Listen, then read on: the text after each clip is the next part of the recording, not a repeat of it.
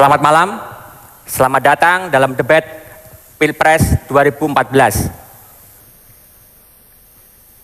Debat kali ini adalah debat yang kedua dari 5 debat yang diselenggarakan oleh KPU. Topik debat malam ini mengenai pembangunan ekonomi dan kesejahteraan sosial. Saya, Ahmad Erani Justika, moderator debat malam ini. Selanjutnya, langsung saja kita undang calon presiden nomor urut 1, Bapak Haji Prabowo Subianto, dan calon presiden nomor urut 2, Bapak Insinyur Haji Joko Widodo.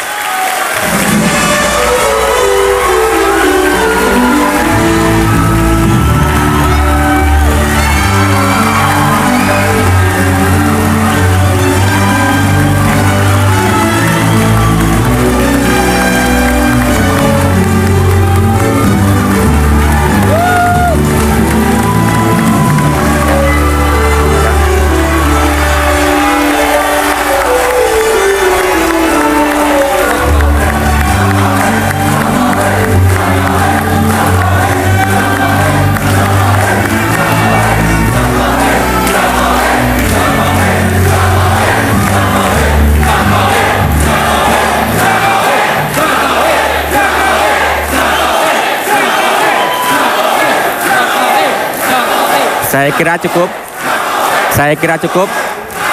Ya. Marilah. Sekali cukup. Marilah kita semua berdiri untuk menyanyikan lagu kebangsaan Indonesia Raya.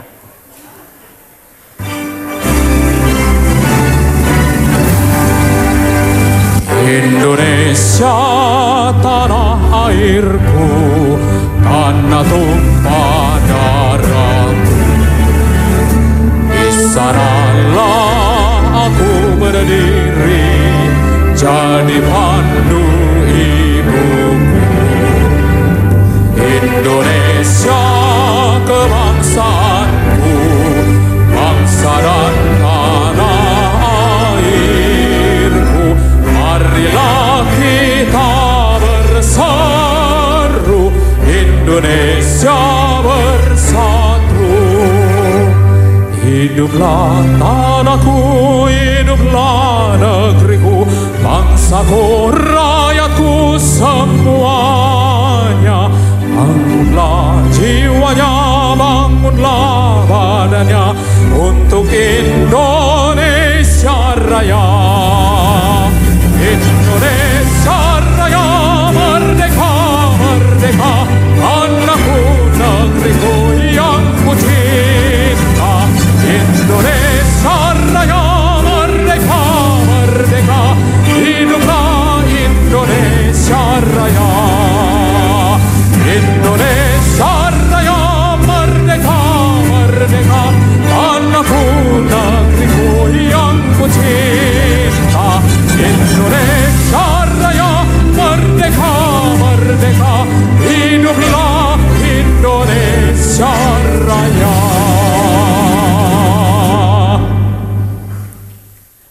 Calon presiden dan hadirin sekalian dimohon duduk kembali.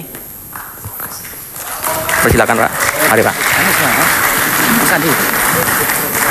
Sebelum kita mulai debat malam ini, kita saksikan aturan main debat yang telah ditetapkan oleh Komisi Pemilihan Umum.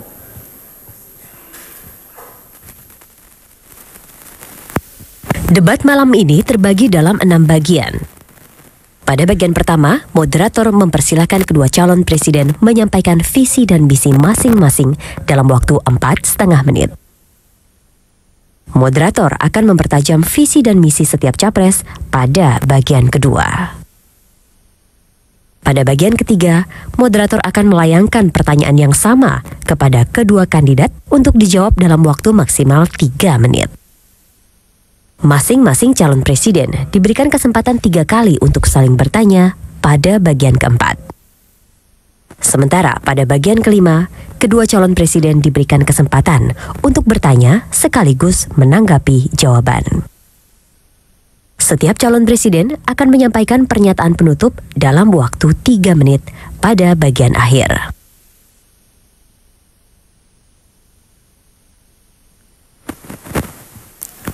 Itulah aturan main debat kali ini. Namun ada aturan tambahan. Pertama, untuk menjaga ketertiban dan konsentrasi kandidat, kami mohon agar tepuk tangan hadirin sekalian hanya dilakukan setelah kandidat selesai berbicara. Yang kedua, urutan berbicara dilakukan bergantian setiap debat. Pada debat pertama yang digelar pekan lalu, kandidat nomor 1 mendapat kesempatan pertama. Pada debat kali ini, sesuai aturan dari KPU, kami persilakan kandidat nomor urut 2, Bapak Joko Widodo, untuk yang pertama kali menyampaikan visi dan misi terkait pembangunan ekonomi dan kesejahteraan sosial. Waktunya 4,5 menit, dimulai dari sekarang. Bismillah. Ya fika anta. Assalamualaikum warahmatullahi wabarakatuh. Selamat malam, salam sejahtera bagi kita semuanya. Om Swastiastu. Yang saya hormati Bapak Prabowo Subianto, yang saya hormati moderator, Ibu Bapak sekalian, saudara-saudara sebangsa dan setanah air. Saya berdiri di sini karena saya saat bertemu Ibu Heli, tukang cuci dari Manado, Sulawesi Utara. Saya bertemu Pak Abdullah, nelayan dari Belawan di Sumatera Utara. Dan saat saya ke Banyumas, saya bertemu Ibu Satinah, buruh tani yang setiap hari bekerja di sawah. Dan saya juga bertemu Pak Asep, seorang guru di Jawa Barat. Dan jutaan orang yang ada di negara ini yang menitipkan pesan, menitipkan harapan-harapan kepada kami untuk membangun sebuah ekonomi yang lebih baik, memajukan ekonomi Indonesia lebih baik. Bagi saya, ekonomi ditujukan sebesar-besarnya untuk kemakmuran rakyat. Itulah ekonomi yang berdikari, ekonomi berdikari. Pembangunan ekonomi menurut kami ke depan yang pertama dilakukan adalah pembangunan manusianya terlebih dahulu. Lewat apa? Lewat pendidikan. Pendidikan yang seperti apa? Revolusi mental harus kita lakukan. Kemudian bidang kesehatan dengan Kartu Indonesia Sehat seperti inilah yang harus kita kerjakan. Kemudian juga dengan kecerdasan, yaitu dengan Kartu Indonesia Pintar seperti ini. Karena dengan pembangunan manusia itulah kita akan mempunyai sebuah manusia-manusia yang produktif. Produktivitas kita akan meningkat. Dan kalau produktivitas kita sudah meningkat, kita akan mempunyai sebuah daya saing. Karena produktivitas akan memunculkan sebuah daya saing. Yang kedua,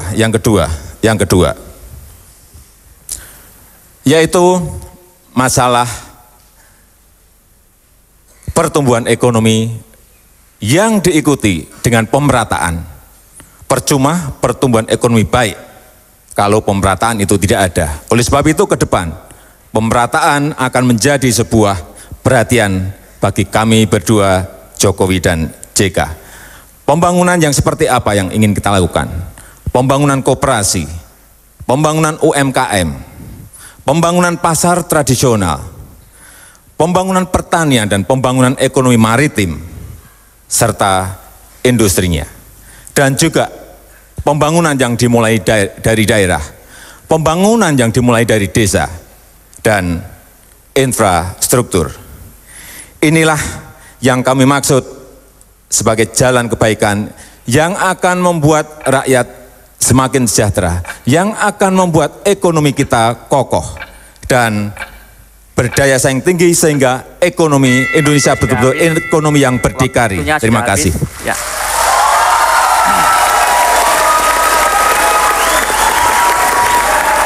Terima kasih Pak Joko Widodo.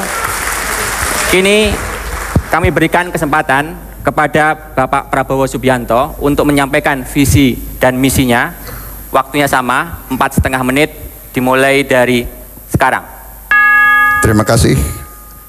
Bismillahirrahmanirrahim. Assalamualaikum warahmatullahi wabarakatuh.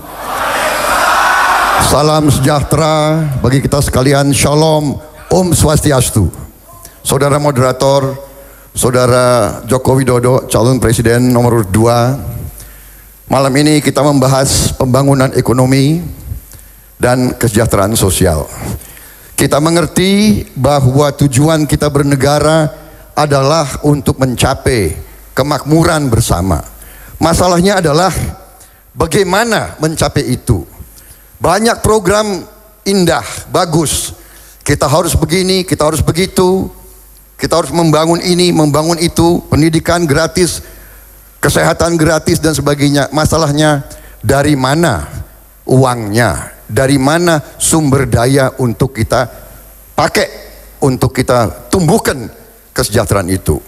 Saudara-saudara sekalian, pada tanggal 7 September tahun yang lalu, Ketua KPK kita menyatakan bahwa kebocoran dan kehilangan kekayaan negara dari Republik Indonesia 1 tahun adalah 7.200 triliun.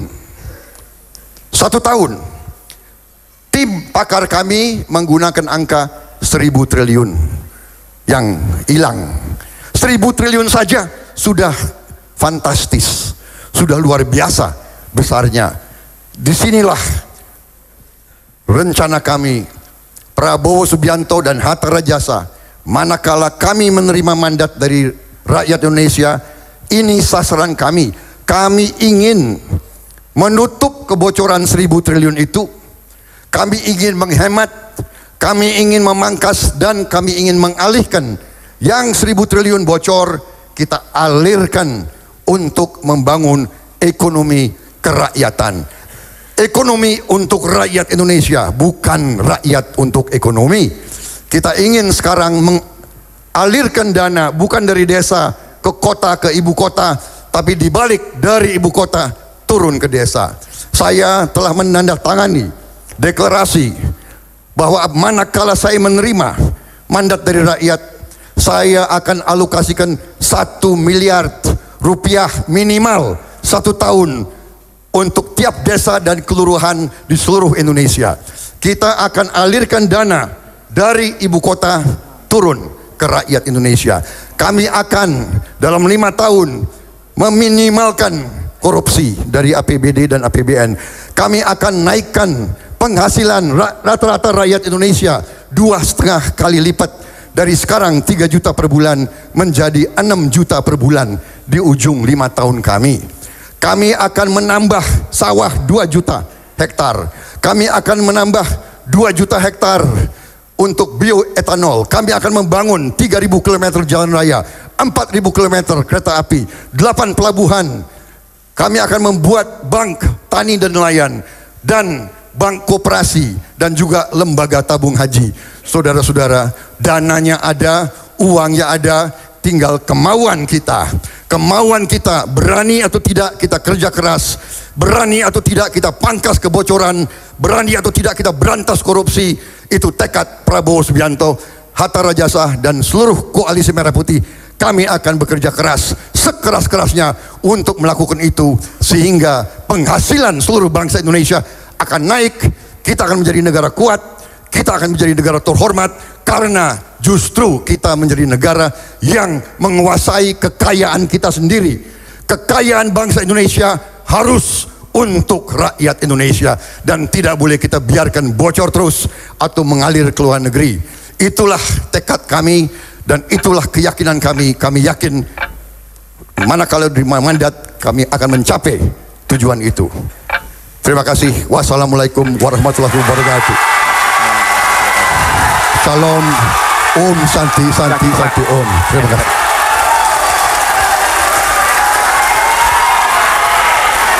Terima kasih Pak Prabowo. Dan di sesi berikutnya kami akan membedah visi misi yang baru disampaikan kedua calon presiden. Tetaplah bersama kami di debat Capres 2014.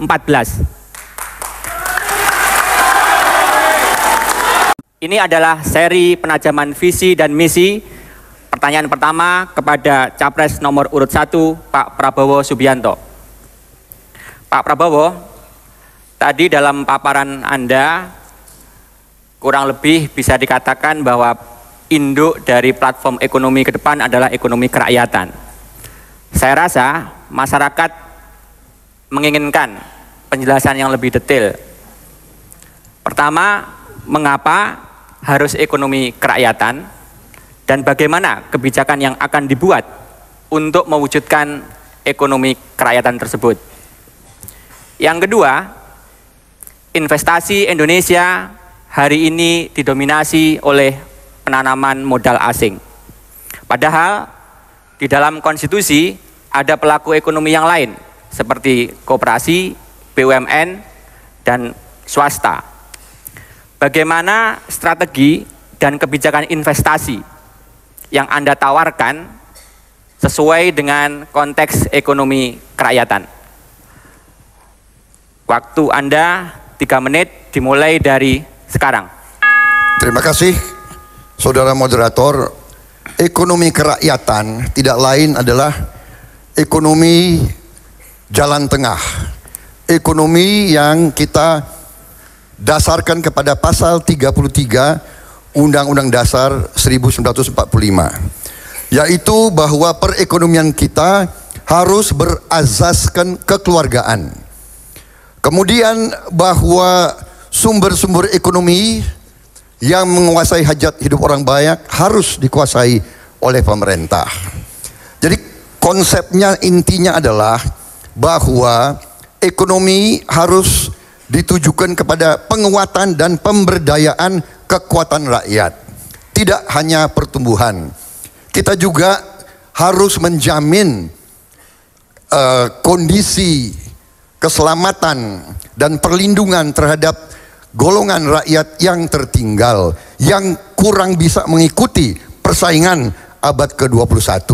Ini bedanya dengan kita sistem ekonomi barat atau neoliberal, bahwa pemerintah kadang-kadang hanya sebagai wasit. Di kita tidak, pemerintah harus turun tangan, harus jadi pelopor, harus membela rakyatnya, tidak membiarkan kemiskinan, tidak membiarkan orang yang lemah harus bersaing dengan yang kuat. Kemudian iklim investasi atau kebijakan investasi, kami terbuka, kami mendukung investasi asing, tetapi tentunya tidak boleh mematikan ekonomi rakyat. Harus kita perkuat koperasi, harus kita perkuat usaha kecil dan menengah, dan untuk itu kita harus mengalirkan dana yang lebih, yang masif, yang tidak tanggung-tanggung untuk memperkuat ekonomi rakyat. Ini adalah strategi kita, dan ini sudah dirintis oleh pemerintah SBY dengan banyak program, dengan KUR, dengan PNPM, dengan juga dana bergulir. Sebagai contoh, dana bergulir yang sampai sekarang 5 triliun bisa menghidupkan 12 juta orang. Bayangkan kalau kita tingkatkan 4 kali lipat, 20 triliun, tidak hanya 5 triliun. Berarti 48 juta orang kita bisa dapat kehidupan. Jadi kita tidak anti investasi asing. Silakan masuk ke Indonesia, bawa uang. Jangan masuk ke Indonesia pakai uang Indonesia. Itu bukan investasi asing namanya itu. Ya kan? Itu akan memakai pasar Indonesia. Silakan masuk, bawa uang. Silakan Anda jadi kaya dari Indonesia. Kita tidak keberatan. Tapi intinya ekonomi untuk rakyat. Terima kasih.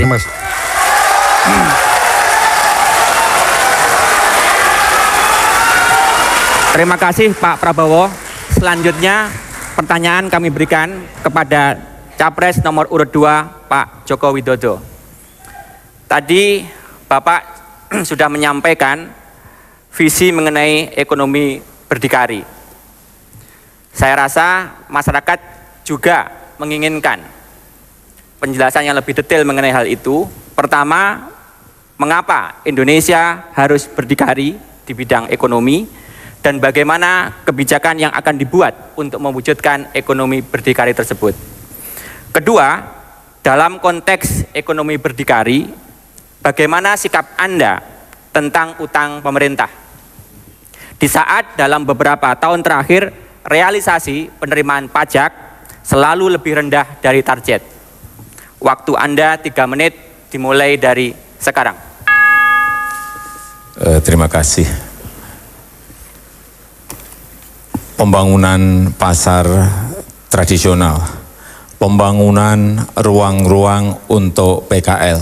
Saya kira saya sudah menjalani itu dan membuktikan itu. Pengalaman saya membangun pasar waktu menjadi wali kota, pengalaman saya membangun pasar waktu menjadi gubernur, saya kira menjadi sebuah pengalaman yang sudah dibuktikan bahwa yang kecil-kecil ini harus diurus. PKL, pedagang pasar, karena apa? Pasar tradisional adalah tempat produk-produk petani itu dijual. Tempat produk-produk hasil tangkapan nelayan itu dijual. Tempat pengrajin tempe, pengrajin tahu itu menjual dagangannya ada di pasar tradisional. Kalau yang kecil-kecil ini diurus dengan baik, tetapi dengan manajemen lapangan yang benar, bukan hanya akan dan bukan hanya rencana dan bukan hanya sebuah wacana di awang-awang, tetapi harus dibuktikan karena mereka ini membutuhkan bukti bahwa kita ini memang melakukan untuk mereka. Jadi kalau ruang-ruang itu diberikan kepada pedagang pasar, mereka diberi tempat yang baik. Pasar harus bersih, pasar tidak boleh becek, pasar harus ada tempat parkir, pasar harus diberikan zoning basah, zoning kering, zoning buah, zoning sayur.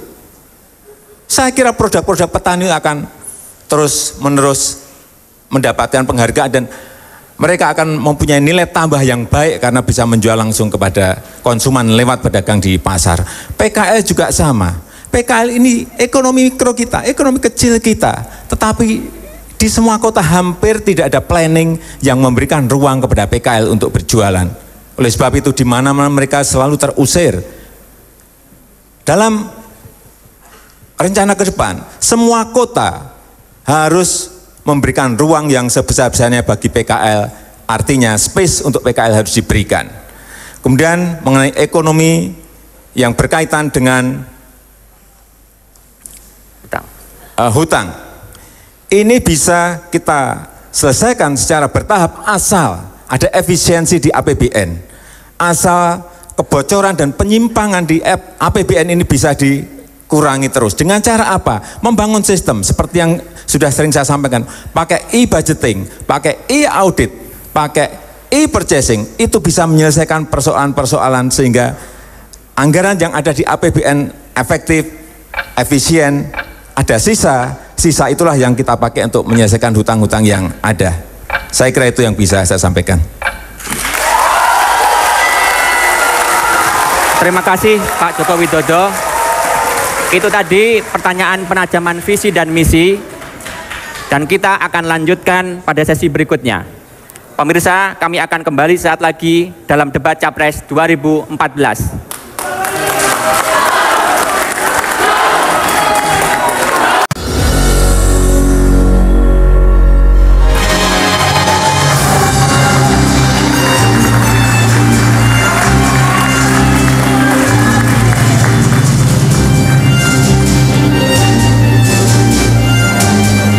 Anda masih menyaksikan debat Capres 2014 putaran kedua. Di sesi ini, saya akan mengajukan pertanyaan yang sama untuk kedua calon presiden. Masing-masing memiliki waktu 3 menit untuk kembali menjawab. Kembali saya informasikan bahwa urutan penyampaian pertanyaan kepada calon presiden adalah sesuai dengan aturan dari KPU. Pertanyaan pertama untuk Bapak Joko Widodo. Kemiskinan dan pengangguran menjadi salah satu problem serius Indonesia hari ini. Padahal di dalam konstitusi ada amanat bagi pemerintah untuk menciptakan pekerjaan dan penghidupan yang layak bagi kemanusiaan. Pertanyaannya, dalam hal kemiskinan, anggaran dan program kemiskinan selama ini sangat besar. Namun pengurangan kemiskinan relatif kecil. Apa yang salah dengan hal itu dan bagaimana program Anda ke depan? Kedua, dalam hal ketenagakerjaan, bagaimana strategi dan sikap Anda mengenai kebijakan penciptaan lapangan pekerjaan dan pengupahan? Waktu Anda 3 menit dimulai dari sekarang. Terima kasih. Untuk masalah kemiskinan, memang harus kita berani memberikan program-program khusus kepada masyarakat yang masih kurang beruntung. Tetapi bukan hanya disiapkan anggarannya saja. Yang paling penting menurut saya ada sistemnya yang dibangun. Sistemnya dulu yang dibangun. Oleh sebab itu, kenapa waktu menjadi wali kota dan menjadi gubernur, kami berkonsentrasi selalu di bidang pendidikan dan kesehatan. Karena apa? Di bawah keluarnya selalu itu. Oleh sebab itu ke depan, tadi sudah saya sampaikan, akan kita berikan yang namanya Kartu Indonesia Pintar seperti ini. Untuk masyarakat, anak-anak dari masyarakat yang kurang mampu akan kita berikan ini. Ini sistem yang dibangun, bukan menyiapkan anggaran saja. Kemudian yang kedua, juga akan kita berikan Kartu Indonesia Sehat seperti ini. Yang diberikan kepada keluarga-keluarga yang tidak mampu, sehingga mereka bisa ke klinik, bisa ke puskesmas, bisa ke rumah sakit. Saya kira dukungan-dukungan seperti inilah, sistem seperti inilah yang diperlukan rakyat. Bukan menganggarkan larinya bisa kemana-mana. Tetapi kalau sistemnya yang dibangun itu akan memberikan jaminan bahwa anggaran itu sampai kepada masyarakat. Kemudian yang berikutnya mengenai ketenagakerjaan. Investasi sangat penting bagi negara ini. Oleh sebab itu investasi ke depan menurut saya harus semua didorong menuju ke daerah-daerah, terutama di provinsi-provinsi yang tingkat kemiskinannya besar. Harus didorong ke sana. Jangan sampai investasi itu hanya berkisar di Jawa dan di Sumatera, tetapi harus didorong ke wilayah-wilayah yang masih terjadi ketimpangan. Juga infrastrukturnya harus disiapkan, harus didorong menuju ke daerah-daerah, ke provinsi-provinsi yang tingkat kemiskinannya besar. Dengan cara itu, yang ada di daerah tidak menuju ke kota. Dengan cara itu, yang miskin yang ada di daerah juga akan mendapatkan lapangan pekerjaan. Mengenai upah, saya kira juga sudah saya buktikan. Waktu menjadi gubernur di Jakarta, saya kira merupakan orang pertama, gubernur pertama yang berani menaikkan upah 44% naiknya saat itu, UMP kita. Dan saya diprotes oleh banyak kalangan pengusaha. Saya sampaikan kenapa diberikan kenaikan itu, karena sudah 5 tahun tidak mengalami kenaikan yang signifikan. Terima kasih. Ya.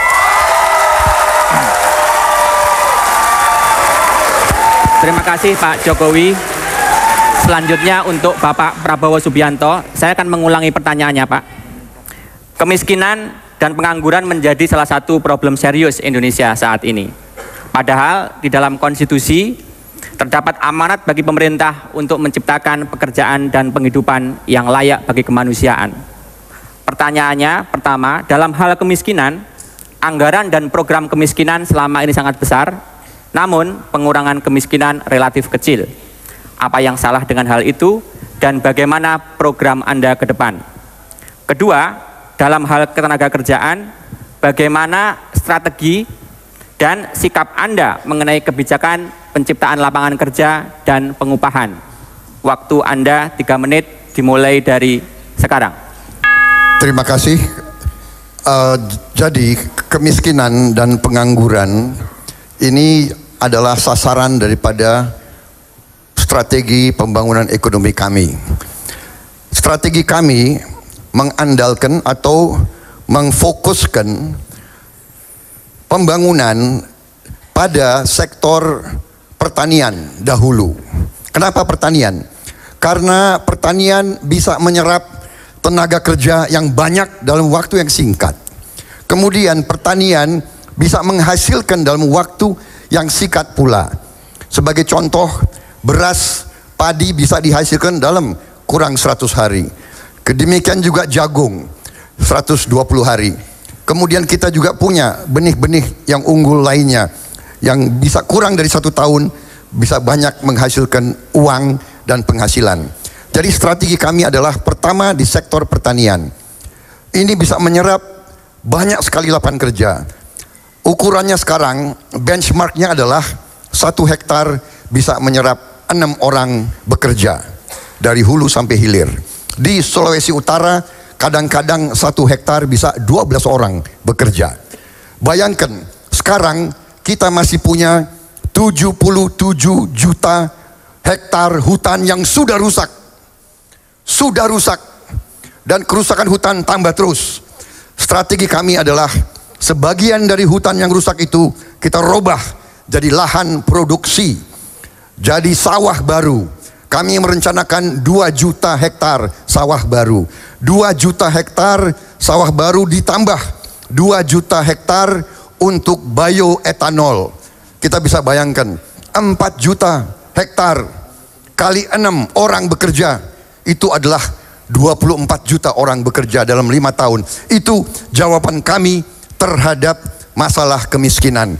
Orang yang tidak punya apa-apa tiba-tiba punya penghasilan. Dan penghasilannya juga tidak sedikit. Karena sasaran kita adalah tanaman yang bisa dapat harga yang baik. Selanjutnya, tenaga kerja. Kita dengan dorongan ekonomi yang akan tumbuh dengan pesat dan tinggi, ini juga akan menumbuhkan dan mengurangi pengangguran, dan juga upah dengan sendirinya akan bisa kita naikkan karena kita dapat kelebihan uang. Masalahnya adalah sekarang Indonesia harus meningkatkan produktivitasnya. Kita tidak bisa hanya kerja sedikit-sedikit. Kita harus berpikir besar dengan strategi yang besar untuk kita mencapai hasil-hasil yang besar. Terima kasih.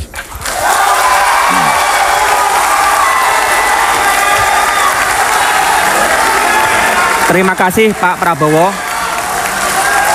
Baik, selanjutnya pertanyaan kedua untuk Bapak Prabowo Subianto.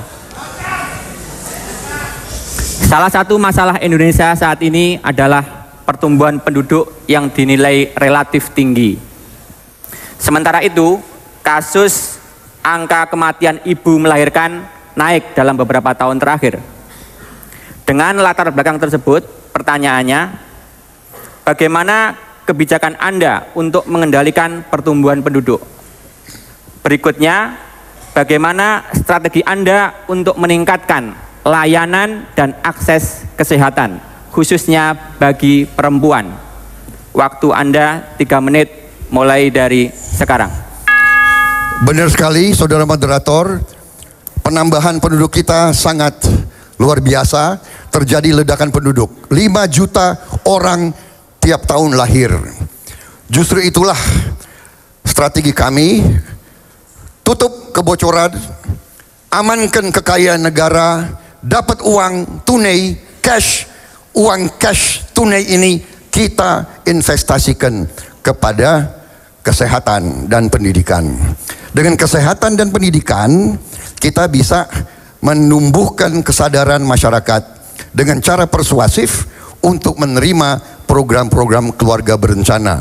Mau tidak mau, kita harus tingkatkan kembali program keluarga berencana. Kita harus investasi di puskesmas, di posyandu. Kita harus tambah jumlah dokter. Kita harus perbaiki gaji dokter, gaji perawat, gaji bidan. Ini kita tidak boleh tanggung-tanggung. Makanya tadi saya katakan, strategi kami adalah strategi dorongan besar, the big push strategy. Kita tidak bisa main-main dengan tantangan-tantangan yang kita hadapi sekarang. Demikian juga untuk mengurangi angka kematian ibu-ibu. Sekali lagi, investasi besar-besaran, posyandu, puskesmas, rumah sakit, perbaiki gaji dokter, perbaiki gaji perawat. Ini semua membutuhkan uang. Dari mana uangnya? Dari produktivitas yang kita akan ciptakan. Dari penghematan kebocoran negara yang 1.000 triliun tadi. Ini adalah strategi besar kita. Jadi, saudara moderator dan saudara-saudara sekalian, kita mengerti tantangan-tantangan yang kita hadapi. Sekarang adalah bagaimana, cara apa, strategi mana yang kita harus lakukan. Ini membutuhkan suatu keberanian, ini membutuhkan kerja keras, ini membutuhkan disiplin yang luar biasa. Tetapi saya percaya totalitas daripada rencana yang besar ini, ya, tidak bisa kita lihat sepotong-sepotong, tapi totalitas. Kita amankan kebocoran, uang yang kita hemat, investasi di lahan-lahan dan sektor produktif, bangun pabrik, bangun irigasi, bangun waduk, bangun jalan raya, bangun kereta api ribuan kilometer. Ini semua akan menumbuhkan roda ekonomi. Pertumbuhan kita akan sangat tinggi, dan dengan demikian uang kita untuk kita investasikan ke posyandu, program-program untuk bidan, untuk poliklinik, puskesmas, semuanya bisa berjalan. Kita akan punya uang untuk kita investasikan di bidang kesehatan dan pendidikan. Saya kira itu. Terima kasih. Terima kasih Pak Prabowo. Selanjutnya Bapak Joko Widodo. Sebelum itu saya akan mengulang pertanyaannya. Indonesia dinilai memiliki pertumbuhan penduduk yang cukup tinggi. Sementara itu, kasus angka kematian ibu melahirkan naik dalam beberapa tahun terakhir. Pertanyaannya, bagaimana kebijakan Anda untuk mengendalikan pertumbuhan penduduk? Berikutnya, bagaimana strategi Anda untuk meningkatkan layanan dan akses kesehatan khususnya bagi perempuan? Waktu Anda 3 menit dimulai dari sekarang. Terima kasih. Jadi kembali lagi kita harus melihat BKKBN kita. Ini harus dihidupkan dan diaktifkan kembali sehingga mereka berkampanye untuk masalah kelahiran, masalah pertumbuhan penduduk. Ini harus dimulai lagi mulai dari bawah, kampanye dimulai dari bawah lagi, sehingga masyarakat sadar, ada kesadaran bahwa dua anak itu cukup, bahwa 2 anak cukup. Karena sekarang ini kenapa mereka kembali ke anak yang 3 dan 4 dan 5, karena kampanye mengenai kelahiran ini mulai menurun kembali. Oleh sebab itu BKKBN sebagai institusi yang membidangi itu harus diperkuat lagi, baik anggarannya, baik untuk terjun ke bawah sehingga masyarakat sadar bahwa dua anak itu cukup. Kok 2 terus? Kemudian mengenai angka kematian ibu yang naik dan layanan kesehatan bagi perempuan. Tadi sudah saya sampaikan, tetapi perlu saya ulang lagi bahwa ini adalah membangun sistem dan mengontrol sistem itu. Dengan cara apa? Ya dengan sistem kartu ini. Anggarannya ada, tetapi kalau sistemnya tidak dibangun, sistemnya tidak ada manajemen pengawasan yang baik, sistemnya tidak dikontrol di lapangan, percuma anggaran itu akan menguap kemana-mana. Kita dengan anggaran yang ada sekarang, saya tidak usah muluk-muluk, kita harus tinggi-tinggi mempunyai ini. Tetapi asal anggaran yang ada sekarang ini dimanage, dikelola dengan sebuah sistem yang baik, dikontrol dan dibelikan alat-alat yang real, yang tepat guna, yang dibutuhkan masyarakat. Saya kira IFA-tes misalnya, ibu-ibu bisa ke puskesmas untuk IFA-tes, cek apakah ada kanker rahim atau tidak. Ini penting sekali. Larinya akan ke sana dan juga ke rumah sakit. Kalau ibu-ibu sudah pegang ini kartu Indonesia Sehat, mereka akan secara rutin bisa cek ke puskesmas, bisa cek ke rumah sakit dengan tidak dipungut biaya. Anggarannya ada. Jadi jangan membayangkan bahwa kita membutuhkan anggaran yang bertriliun-triliun, anggarannya sekarang sudah ada, hanya sistemnya yang perlu dibangun. Terima kasih.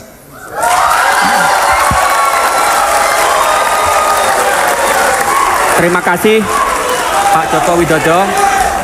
Pemirsa, kami akan jeda sejenak. Jangan kemana-mana dulu, debat Capres 2014 akan kembali sesaat lagi.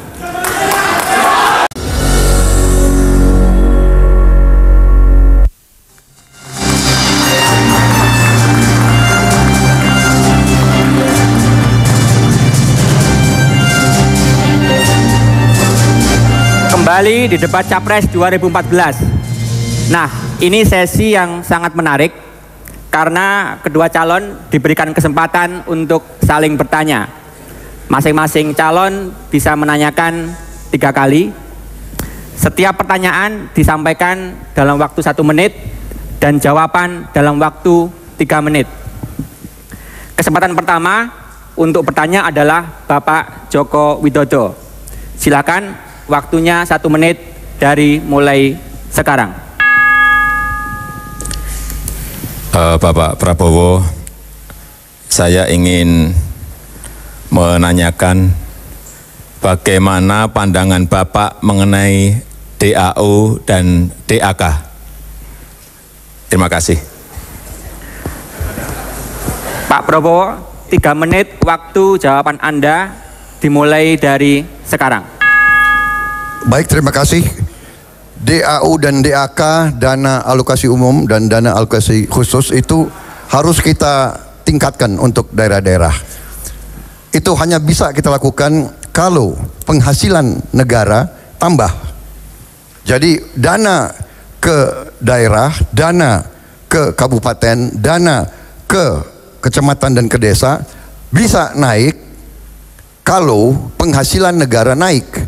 Inilah yang saya sudah bertahun-tahun berjuang di mana-mana. Bagaimana caranya penghasilan Indonesia tidak bocor ke luar negeri. Selama ini sumber-sumber ekonomi kita dikuasai oleh sebagian besar orang asing atau perusahaan-perusahaan asing. Jadi nilai tambah dari kekayaan kita keluar. Bagaimana kita akan tambahkan DAK, DAU kalau uangnya selalu pas-pasan? Ini inti daripada masalah. Jadi saya menganjurkan kepada seluruh bangsa bagaimana caranya kita bisa mengamankan kekayaan negara itu. Baru kita alirkan dana ke daerah-daerah untuk mempercepat pembangunan. Saya kira itu. Terima kasih. Waktunya masih ada waktu, Pak Prabowo.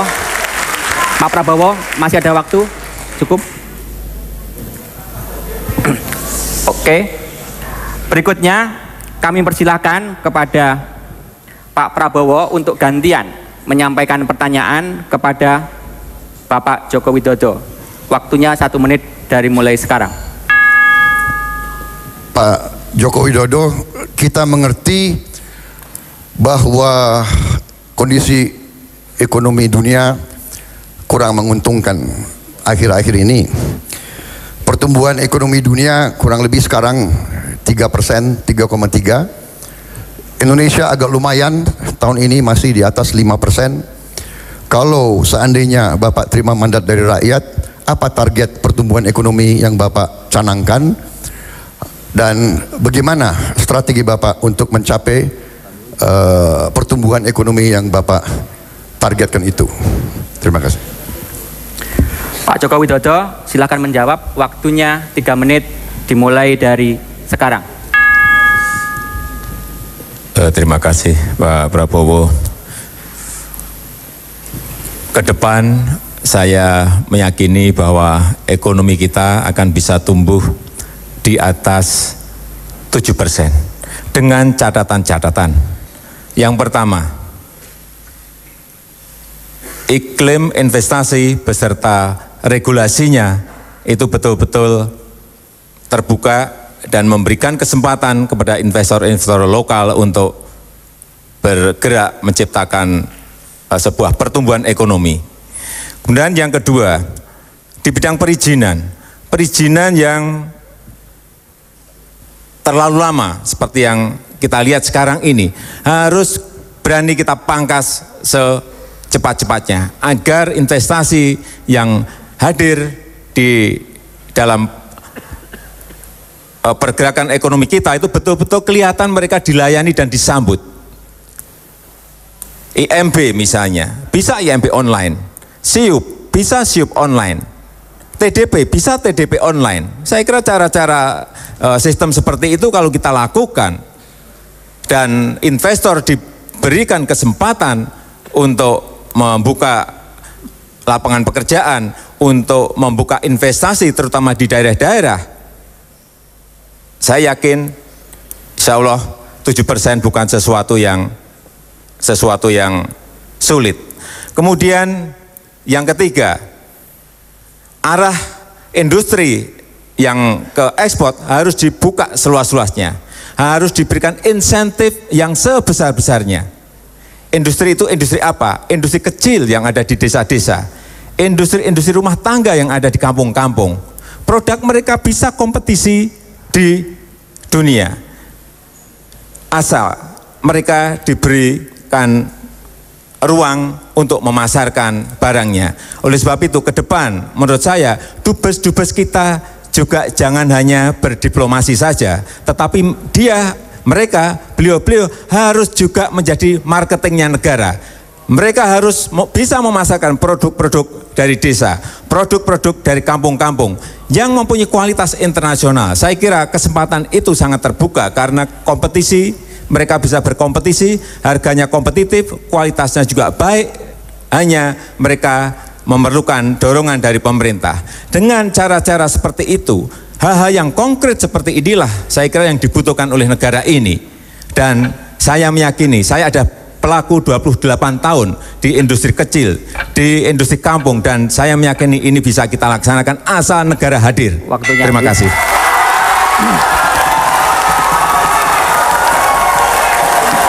Baik, terima kasih.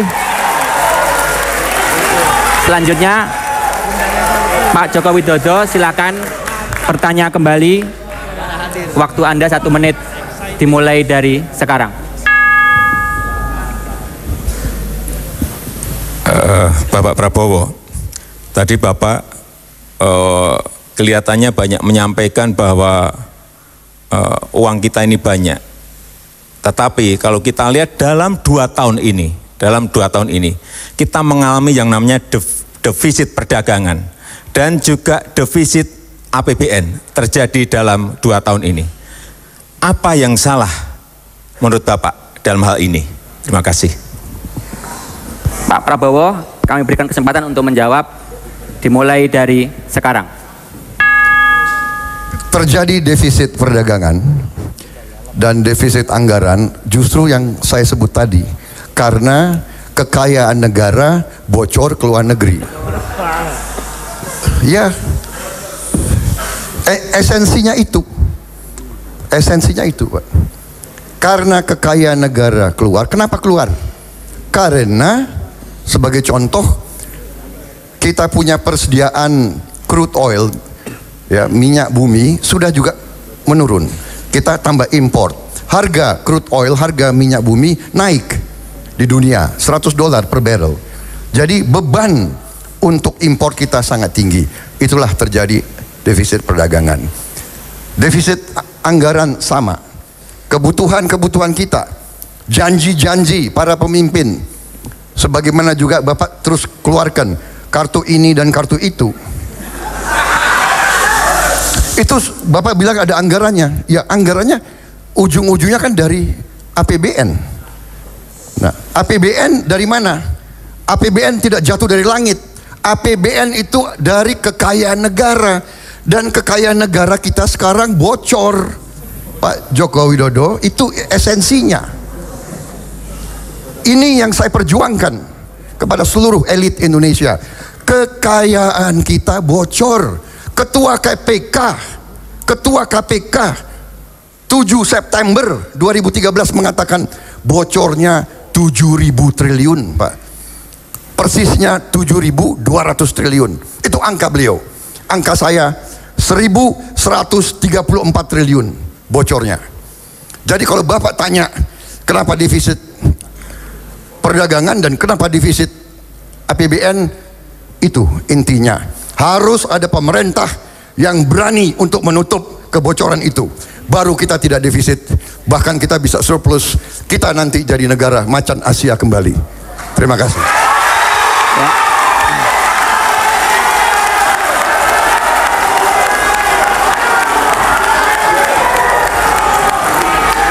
Baik, terima kasih.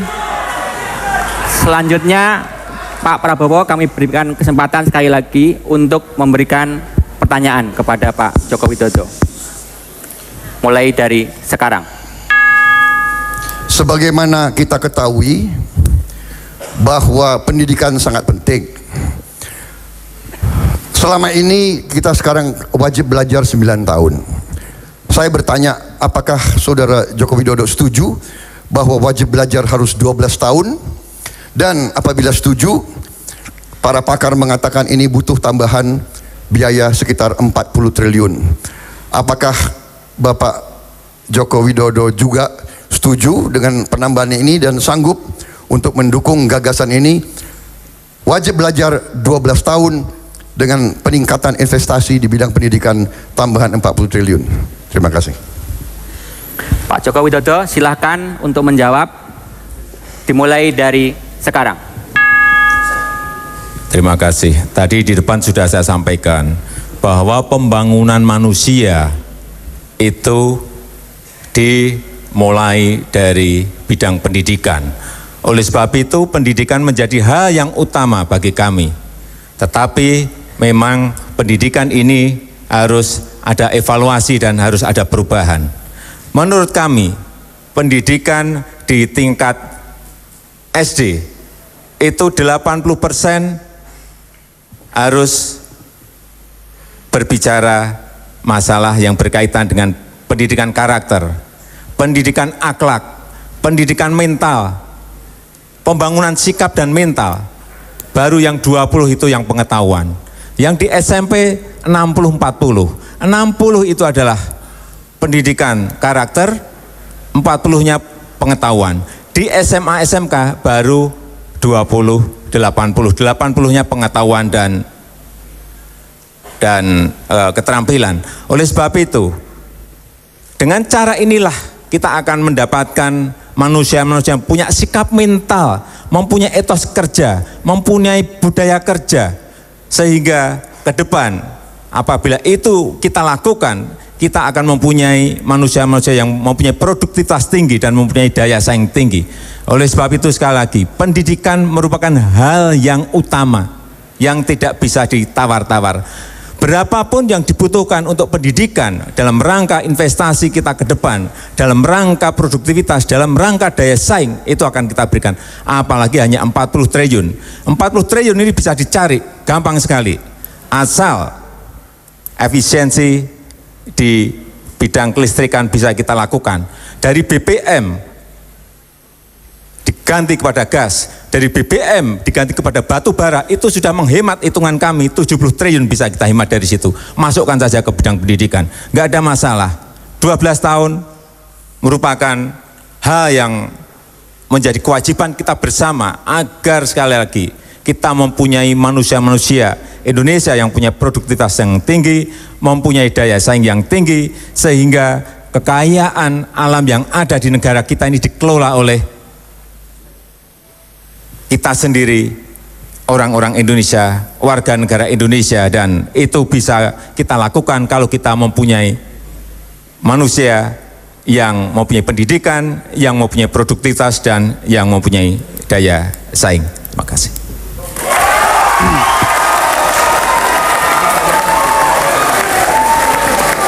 Baik, selanjutnya pertanyaan ketiga dari Bapak Joko Widodo. Waktunya 1 menit, dimulai dari sekarang.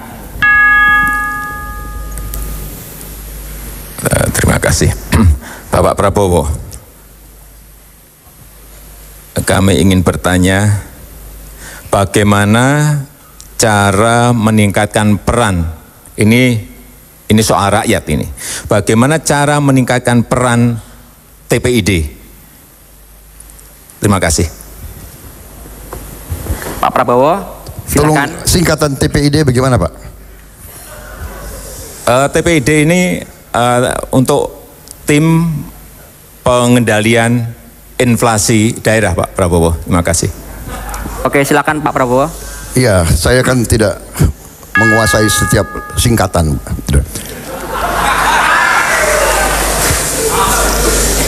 Bagaimana meningkatkan peranan? TPID kalau itu adalah fungsi daripada pemerintahan, bagaimana meningkatkan peran? Ya itu adalah tugas seorang kepala daerah untuk meningkatkan perannya itu. Itu kan tim pengendalian. Berarti kalau mau ditingkatkan perannya, ya itu fungsi daripada kepemimpinan dan manajemen pada kepala daerah masing-masing. Saya kira itu. Terima kasih.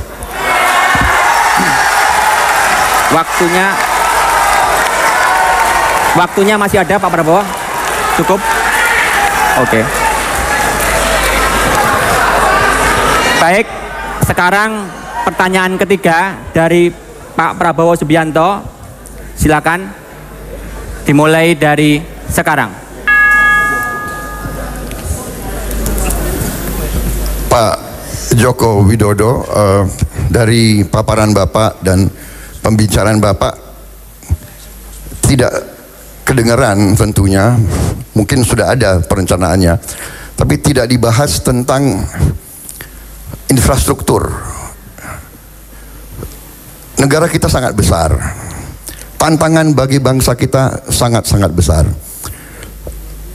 Bagaimana kita mau meningkatkan daya saing, meningkatkan pertumbuhan ekonomi, kalau Bapak tidak membahas sama sekali tentang infrastruktur? Tolong berikan gambaran apa rencana Bapak tentang infrastruktur ini, jalan raya, kereta api, pelabuhan, dan sebagainya. Terima kasih. Silakan Pak Joko Widodo, mulai Terima dari kasih Pak sekarang. Prabowo. Saya kira di depan tadi sudah saya sampaikan mengenai infrastruktur, tapi memang belum kita jelaskan.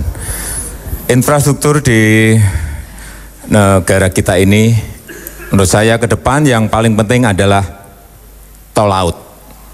Tol laut ini penting sekali. Sehingga yang namanya kapal dari barat sampai ke timur, dari ujung Sumatera sampai nantinya di Papua, itu selalu ada. Bolak-balik. Kenapa ini harus ada? Karena yang kita lihat, semen yang ada di Jawa harganya 50-60 ribu. Di Papua bisa 1,2, bisa 1 juta, bisa 1,5 juta, bisa 500 ribu. Kalau tol laut ini kita bangun, deep seaport kita bangun di Sumatera, deep seaport kita bangun di Jawa, deep seaport kita bangun di Kalimantan, deep seaport kita bangun di Sulawesi, di Papua, ini akan memberikan rasa keadilan, karena nantinya harga semen di Sumatera, di Jawa, di Kalimantan, di Sulawesi, di Nusa Tenggara, di Papua itu akan sama atau hampir sama. Tidak seperti sekarang, ada sebuah harga yang sangat berbeda sekali karena infrastruktur tidak dibangun berdasarkan kelautan, karena kita ada negara maritim dan laut tidak diberikan perhatian. Kemudian yang kedua, dan laut, transportasi laut merupakan transportasi yang sangat murah. Saya berikan contoh lagi. Saya, ini pelaku, mengirim kontainer dari Jawa ke Eropa dengan dari Jawa ke Papua itu lebih mahal dari Jawa ke Papua karena nggak ada tol laut, nggak ada kapal besar yang selalu wirawiri dari ujung barat ke ujung timur. Yang kedua, yang murah untuk manajemen distribusi logistik selain tol laut, yang kedua adalah double track kereta api, baik yang ada di Sumatera, baik yang ada di Jawa, yang di Kalimantan, di Papua. Double track kereta api ini penting sekali karena ini angkutan yang sangat murah selain tadi kapal. Oleh sebab itu, uang yang ada harus dikonsentrasikan kepada infrastruktur yang menyangkut hajat hidup rakyat banyak. Tol laut, kereta api itu menjadi penting bagi kita semuanya. Tidak hanya untuk distribusi logistik, tetapi juga bisa mengangkut orang dengan biaya yang sangat murah. Saya kira itu. Terima kasih.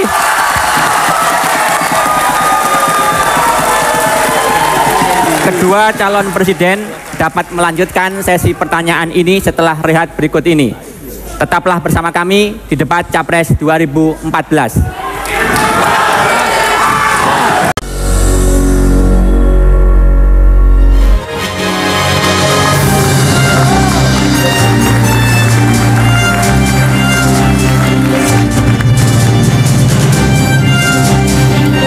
Anda masih menyaksikan debat Capres 2014. Ini saya kira sesi yang paling ditunggu-tunggu. Dalam sesi ini, kedua Capres kembali diberi kesempatan untuk saling bertanya dan menanggapi. Jadi, setelah jawaban pertama diberikan, Capres yang bertanya dapat menanggapi jawaban. Kemudian, Capres yang bertanya dapat menanggapi jawaban tersebut. Waktu untuk bertanya cukup 1 menit dan untuk memberikan tanggapan 2 menit. Capres nomor urut 2 mendapat kesempatan pertama untuk bertanya. Bapak Joko Widodo, kami berikan waktu 1 menit dimulai dari sekarang. Terima kasih. Saya ingin bertanya kepada Bapak Prabowo, bagaimana pandangan Bapak mengenai pengembangan ekonomi kreatif?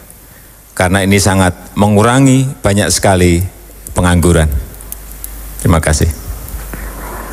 Silakan Pak Prabowo, 2 menit waktunya dimulai dari sekarang. Terima kasih Bapak Joko Widodo. Ekonomi kreatif adalah sangat penting bagi kita karena tadi jumlah penduduk kita sangat besar dan anak-anak muda kita sangat banyak. Kemudian ekonomi kreatif ini adalah bidang di mana kita bisa bersaing dengan bangsa-bangsa lain. Karena itu memang pemerintah, siapapun yang memimpin di masa yang akan datang harus investasi besar-besaran di bidang pendidikan untuk mendorong kualitas generasi muda kita sehingga ekonomi kreatif ini bisa menghasilkan suatu nilai tambah bagi bangsa kita. Jadi saya sangat mendukung ya setiap upaya, setiap program untuk meningkatkan persaingan kita, daya saing kita di bidang ekonomi kreatif. Disinilah mungkin keunggulan bangsa kita karena kita juga punya naluri seni di darah kita. Kita punya naluri seni, rakyat kita punya bakat di bidang-bidang kreativitas. Dan kalau ini diberi kesempatan, ini bisa menghasilkan sesuatu devisa yang banyak di alam abad ke-21, di mana sekarang banyak sekali perkembangan teknologi mengarah kepada teknologi maya, teknologi telematika. Saya sangat mendorong pembangunan ekonomi kreatif. Pak Joko Widodo, silakan menanggapi. Waktunya mulai sekarang. Ya, bidang-bidang ekonomi kreatif seperti musik, animasi, kemudian seni pertunjukan, kemudian video, kemudian produk-produk kreatif baik desain bisa desain produk yang kita ini mempunyai kekayaan yang sangat banyak. Ini ruang-ruangnya belum diberikan dukungan penuh oleh pemerintah. Dan kita melihat kalau ini diberikan dukungan yang penuh oleh pemerintah, ekonomi kreatif kita ini akan bisa dikembangkan. Saya berikan contoh seni pertunjukan. Kita mempunyai budaya dari Sabang sampai Merauke yang luar biasa banyaknya. Kalau itu dikerjakan dengan manajemen panggung yang baik, dikerjakan dengan manajemen lighting yang baik, dikerjakan dengan manajemen promosi yang baik, saya kira menjadi kekayaan pariwisata kita yang bisa kita tunjukkan kepada dunia. Animasi juga sama. Animasi kita ini banyak kita ekspor ke luar. Banyak sekali kita ekspor keluar, tetapi yang menikmati banyak bukan kita, karena komandan yang ada di sini perusahaannya perusahaan-perusahaan dari luar. Oleh sebab itu saya ingin kembali menyampaikan kepada Bapak Prabowo, bagaimana ekonomi kreatif ini bisa dibawa ke mancanegara, karena ini menyangkut anak-anak muda semuanya. Yang bekerja di ekonomi kreatif ini ada anak-anak muda kita, umur 20, umur 25, umur 30, semuanya banyak yang bekerja di bidang ekonomi kreatif ini. Terima kasih. Pak Prabowo, silakan menanggapi, waktunya mulai sekarang. Baik, Saudara Joko Widodo dan saudara-saudara sekalian, ini tim penasehat saya mengatakan, apapun nanti jangan pernah setuju dengan yang disampaikan Saudara Joko Widodo. Jangan pernah setuju. Itu nasihat, tapi saya ini bukan politisi profesional. Saya kalau ide yang bagus, saya harus bilang bagus. Jadi saya tidak dengar. Saya tidak mau dengar penasehat saya. Saya ya sejalan dengan Saudara Joko Widodo. Ya.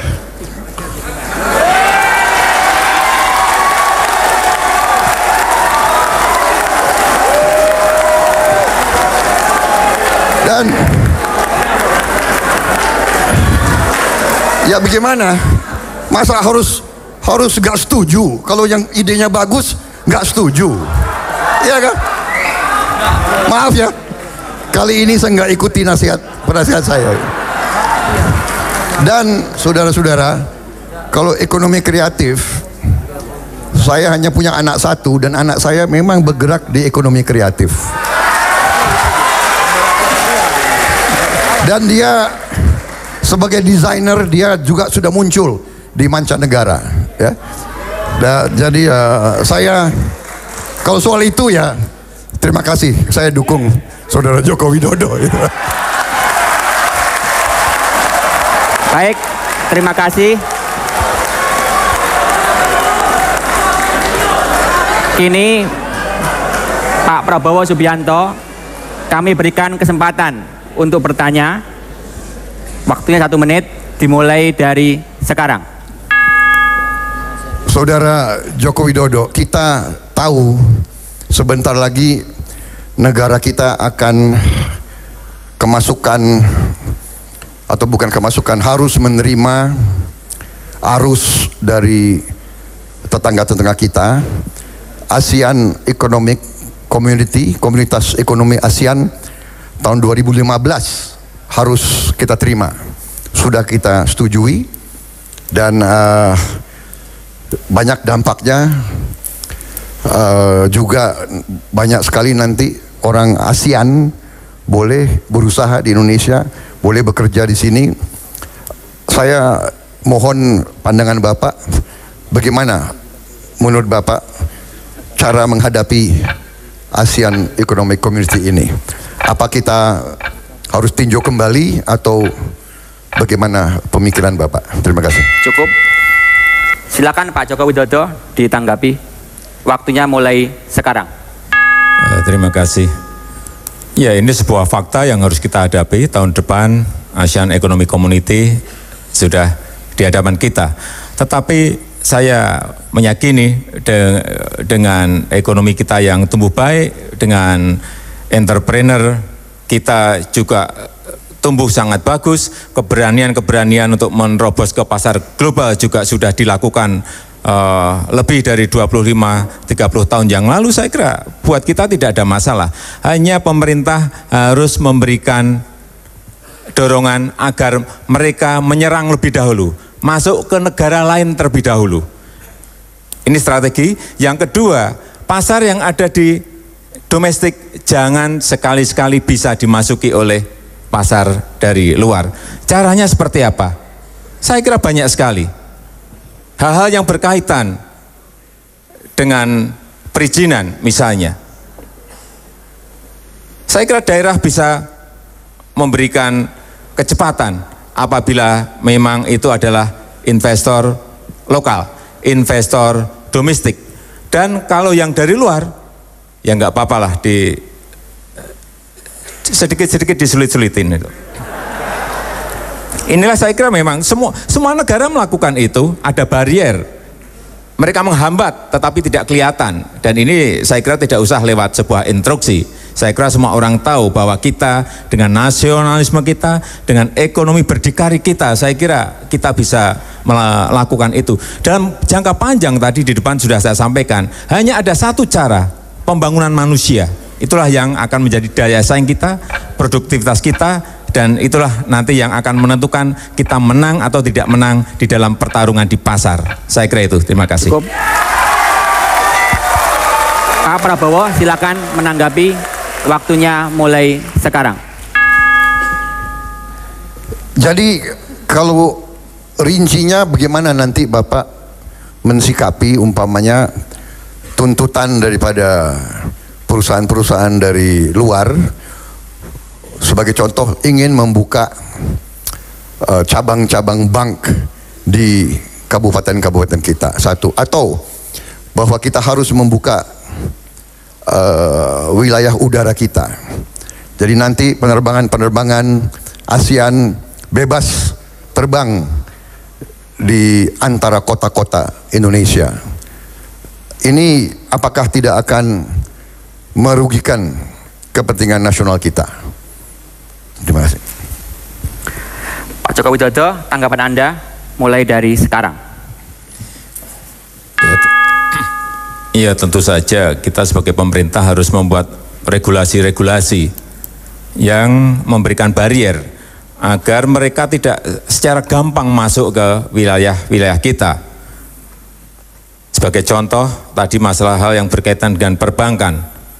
Saya kira BI mempunyai regulasi yang bisa memberikan hambatan-hambatan, yang bisa memberikan barier agar mereka tidak gampang sekali masuk ke tempat kita. Karena kalau kita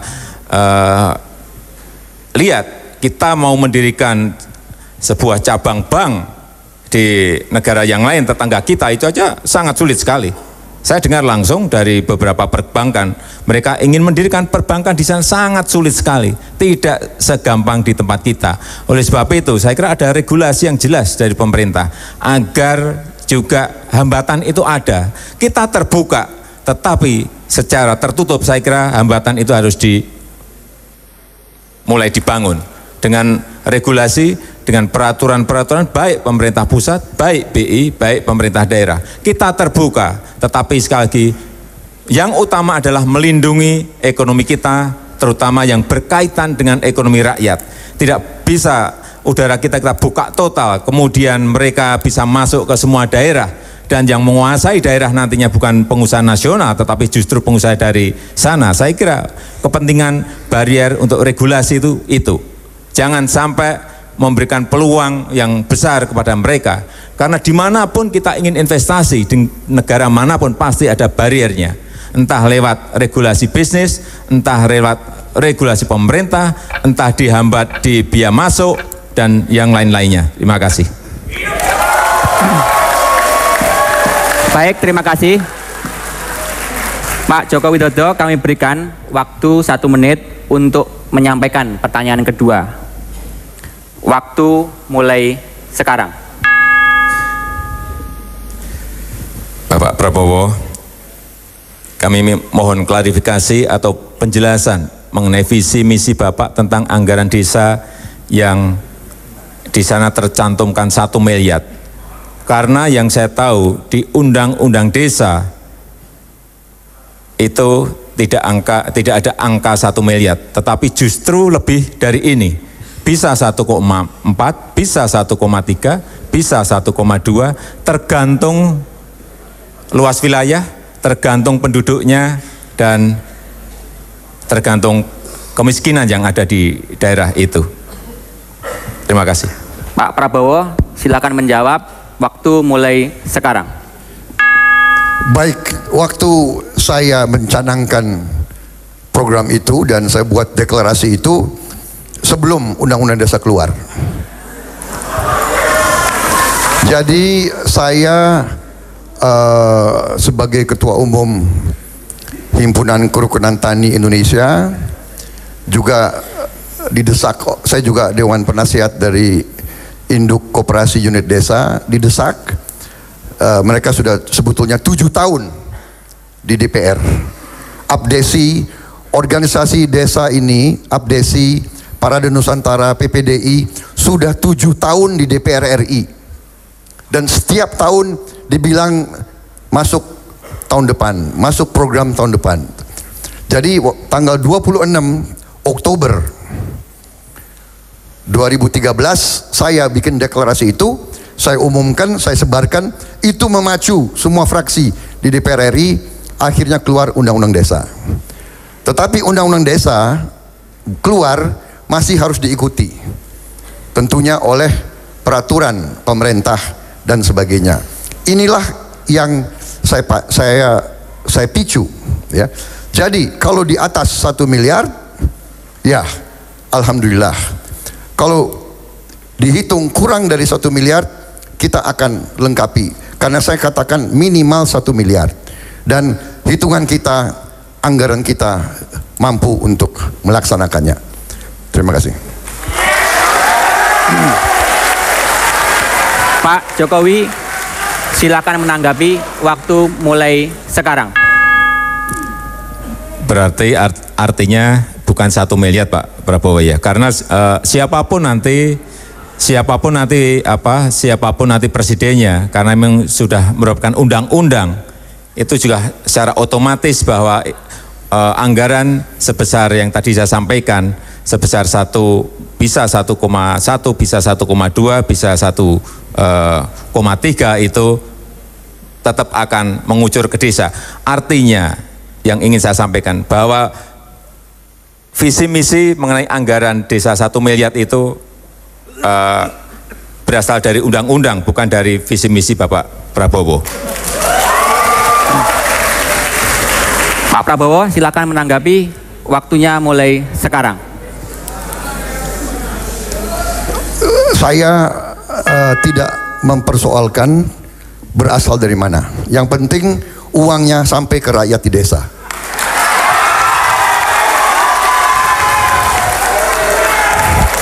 Karena ini perjuangan rakyat desa 7 tahun. Mereka kirim delegasi 7 tahun berturut-turut. Jadi saya bikin deklarasi, dan dalam visi itu adalah komitmen. Nah, perkara sudah ada undang-undang desa, alhamdulillah. Kalau nanti angkanya tidak sampai 1 miliar, pemerintah Prabowo Subianto dan Hatta Rajasa, kita akan bekerja keras supaya bisa sampai 1 miliar atau lebih. Itu komitmen kami. Terima kasih. Waktunya masih ada, Pak, cukup. Ya kalau sudah selesai. Oke. Singkat, jelas. Terima kasih. Benar Pak. Terima kasih. Karena yang capek kita Pak ya. Mereka hanya duduk dengar aja itu. Ya. Terima kasih. Selanjutnya Pak Prabowo, kami berikan kesempatan untuk menyampaikan pertanyaan kedua. Waktunya dimulai dari sekarang. Saudara Joko Widodo, kita mengerti bahwa ada kontrak-kontrak dari perusahaan asing bersama Indonesia yang agak merugikan kita, agak merugikan bangsa Indonesia. Bagaimana menurut Pak Joko Widodo harus kita sikapi? Apa kita biarkan atau kita lakukan tindakan-tindakan tertentu? Saya mohon jawab. Pak Joko Widodo, jawaban dimulai dari sekarang. Terima kasih Pak Prabowo. Kita harus menghormati semua kontrak yang sudah ditandatangani. Tidak bisa ujuk-ujuk kita kemudian kita ambil, kan tidak mungkin. Oleh sebab itu, penghormatan terhadap kontrak yang telah disepakati itu merupakan pembangunan kepercayaan bagi investasi di negara ini. Tetapi kalau nantinya sudah habis, tentu saja kita akan kalkulasi kembali. Kita akan hitung kembali. Apakah akan kita ambil? Kalau memang menguntungkan kita ambil, ya akan kita ambil, tentu saja. Apakah yang mengambil itu BUMN? Ya silakan. Atau mereka akan kerjasama? Juga silakan. Tetapi yang paling penting menurut konstitusi bahwa kekayaan alam itu sebesar-besarnya digunakan untuk kemakmuran rakyat. Intinya di sana.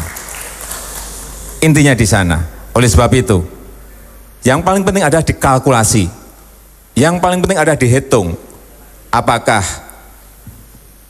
kerjasama dengan BUMN, apakah diambil total oleh BUMN, semuanya perlu dikalkulasi. Kita tidak bisa mengeneralisir, karena ini adalah masalah yang berkaitan dengan sebuah kontrak. Tetapi saya setuju bahwa kekayaan alam itu harus digunakan sebesar-besarnya bagi kemakmuran rakyat dan harus menguntungkan negara, bukan menguntungkan negara asing. Terima kasih. Oke, Pak Prabowo, tanggapan Anda dimulai dari sekarang. Jadi Saudara Jokowi, bagaimana dengan kontrak yang sangat merugikan kita, tapi masih jangkanya masih sangat panjang ke depan? Apakah kita tunggu 20 tahun lagi sampai selesai dengan kehilangan nilai tambah kekayaan bagi bangsa Indonesia, atau ada langkah lain? Apakah tidak sebaiknya kita adakan perundingan ulang, kita minta renegosiasi? Apakah tidak lebih baik kita renegosiasi kontrak-kontrak yang tidak menguntungkan bangsa Indonesia? Terima kasih. Silakan Pak Joko Widodo untuk memberikan tanggapan mulai dari sekarang. Ya, saya ini kan belum membuka kontraknya. Kalau kontraknya sudah kita buka, kemudian jelas poin-poinnya ada di situ jelas, kemudian ada peluang untuk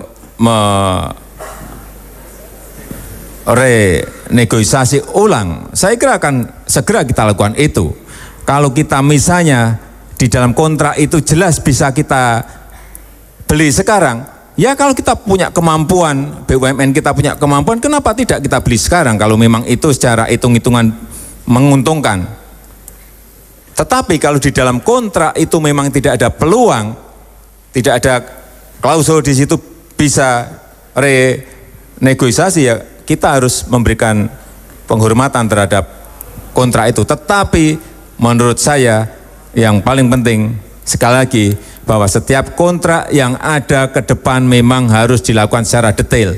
Jangan sampai ada kerugian-kerugian di pihak kita. Jangan sampai entah yang namanya royalti, entah yang namanya pembagian keuntungan, entah yang namanya pajak, minerba, itu negara dirugikan dan rakyat tidak mendapatkan hasil dari sana. Kembali ke konstitusi bahwa kekayaan alam harus sebesar-besarnya digunakan untuk kemakmuran rakyat. Arahnya ke sana. Oleh sebab itu, kontrak yang akan habis, kontrak yang mungkin jauh hari juga akan habis, tetap harus disiapkan dari sekarang. Tetap harus dikalkulasi, tetap harus dihitung mulai dari sekarang. Apakah diambil atau dikerjasamakan atau mau dibeli oleh BUMN. Saya kira inilah fakta yang harus kita hadapi dan saya kira siap untuk mengelola tambang-tambang itu. Terima kasih. Baik, terima kasih Bapak-Bapak. Pemirsa, debat Capres 2014 akan kembali setelah jeda pariwara berikut. Tetaplah bersama kami.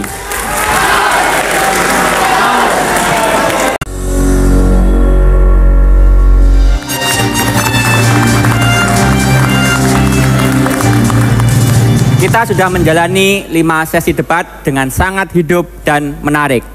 Sekarang kita tiba pada sesi terakhir debat malam hari ini, di mana para kandidat akan menyampaikan pernyataan tertutup dalam 3 menit. Kesempatan pertama kami berikan kepada Capres nomor urut 1 Bapak Prabowo Subianto. Pak Prabowo, kami persilakan, waktu 3 menit dimulai dari sekarang. Terima kasih saudara moderator. Baru saja malam ini saya dengan saudara Joko Widodo membahas pemikiran-pemikiran kita tentang ekonomi dan kesejahteraan rakyat. Perjuangan kami, Prabowo dan Hatta, memang ingin mewujudkan suatu ekonomi yang kuat, yang berdiri di atas kaki kita sendiri, yang mengamankan kekayaan negara, supaya bangsa Indonesia menguasai kekayaannya, dan agar kekayaan Indonesia tidak mengalir ke luar negeri. Uang ini, kekayaan ini akan kita pergunakan untuk kepentingan rakyat kita, untuk mempercepat pembangunan, untuk menaikkan penghasilan buruh, tani, nelayan, pedagang kecil, pegawai negeri, pedagang kaki lima, guru-guru, termasuk guru honorer yang penghasilannya sangat-sangat rendah, juga karyawan pabrik yang tidak menentu masa depannya karena outsourcing, juga mereka-mereka kaum disabilitas. Ini semua harus kita bantu. Dari mana uang untuk membantu? Dari kekayaan negara yang harus kita amankan. Apabila kita diberi mandat, kita akan bekerja keras agar setiap ibu tiap pagi senyum melihat anak-anaknya berangkat ke sekolah dengan sehat, dengan gembira, dan kembali dari sekolah juga dengan semangat. Ibu-ibu akan tahu bahwa guru-gurunya mendidik anak-anaknya dengan baik. Bapak-bapaknya tiap malam tidur dengan tenang karena tahu besok ada uang untuk anak dan istrinya. Lusa masih ada uang, minggu depan masih bisa bayar hutang-hutangnya. Saudara-saudara, itu perjuangan kami. Kami ingin orang kecil di Indonesia bisa senyum. Wong cilik iso gemuyu. Itu adalah cita-cita Prabowo Subianto dan Hatta Rajasa. Kita ingin ekonomi untuk rakyat, kemakmuran untuk rakyat. Indonesia kuat, Indonesia berdiri di atas kaki kita sendiri. Indonesia dihormati karena rakyatnya sejahtera. Itu cita-cita kami. Dan itu yang kami perjuangkan. Kami akan hormati keputusan rakyat. Kami mohon doa restu kepada seluruh rakyat Indonesia. Ya. Selesai. Terima kasih Pak Prabowo. Selanjutnya Capres nomor urut 2 Bapak Joko Widodo. Kini giliran Anda untuk menyampaikan pernyataan penutup dalam 3 menit. Mulai dari sekarang, saya mohon berdiri. Mulai dari sekarang.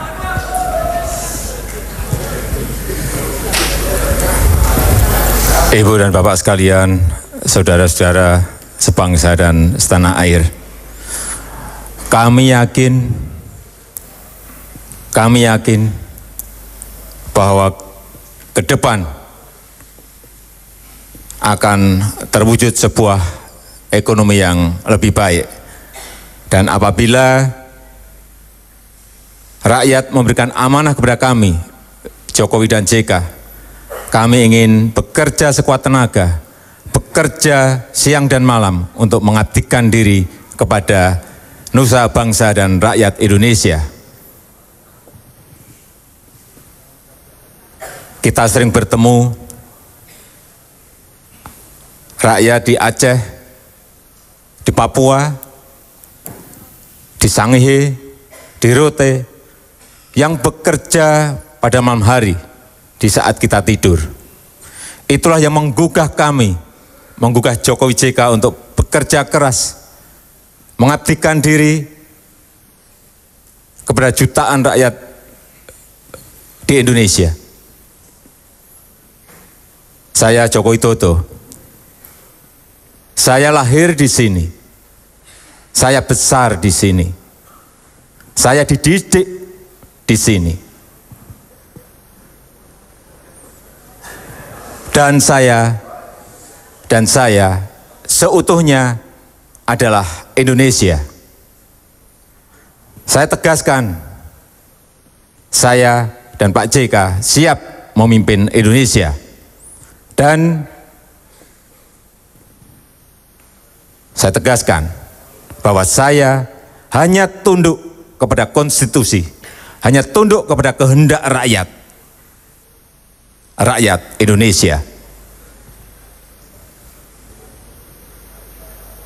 Salam dua jari.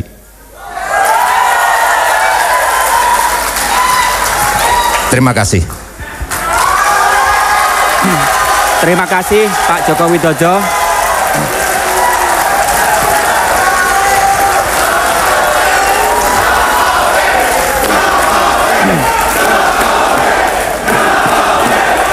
Ya, itu tadi debat Capres 2014 putaran kedua. Sekali lagi, terima kasih kepada Pak Prabowo Subianto dan Pak Joko Widodo. Terima kasih juga kepada para hadirin di ruangan ini dan pemirsa dimanapun Anda berada. Saya Ahmad Erani Yustika.